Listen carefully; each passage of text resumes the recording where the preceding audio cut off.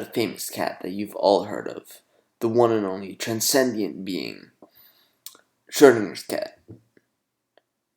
This theoretical cat, which according to modern interpretation, teaches how quantum particles can exist in a multitude of states but collapses to one state under interaction.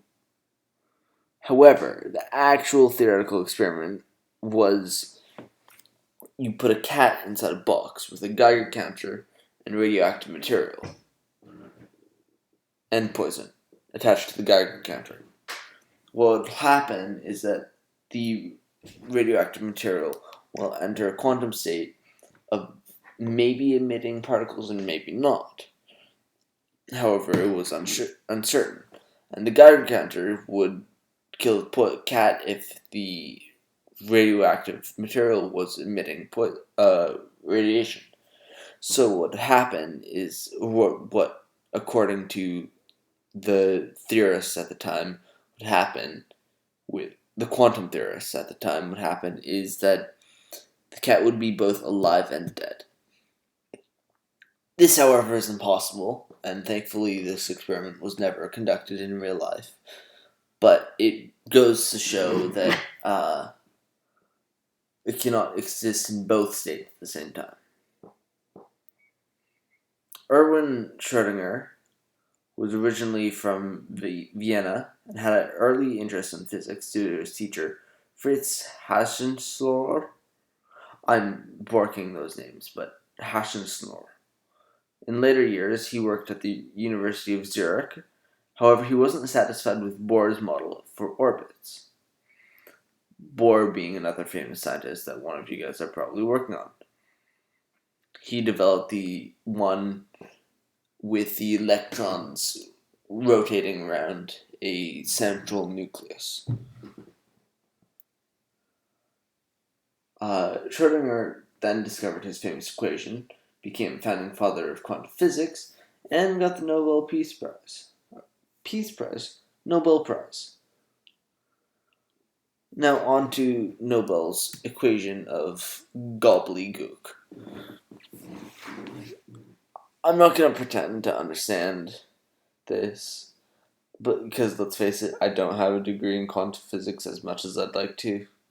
But this formula is similar to Einstein's keystone formula of F equals ma, force equals mass times acceleration.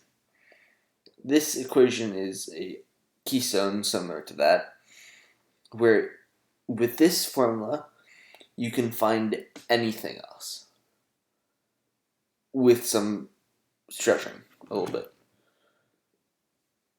To begin with, due to the nature of quantum physics, the position of a quantum particle like an electron can't be found. It harnesses its inner wave-particle duality to eternally annoy scientists. Due to the wave-particle duality, you can't determine the position of the quantum particle. Instead, you get to determine the probability of where it could be at any given point in time. The left side of the equation is the total energy. And the trident thing, the trident Greek letter symbol, is Schrödinger's wave equation, which I will not cover because that is a little bit too complex.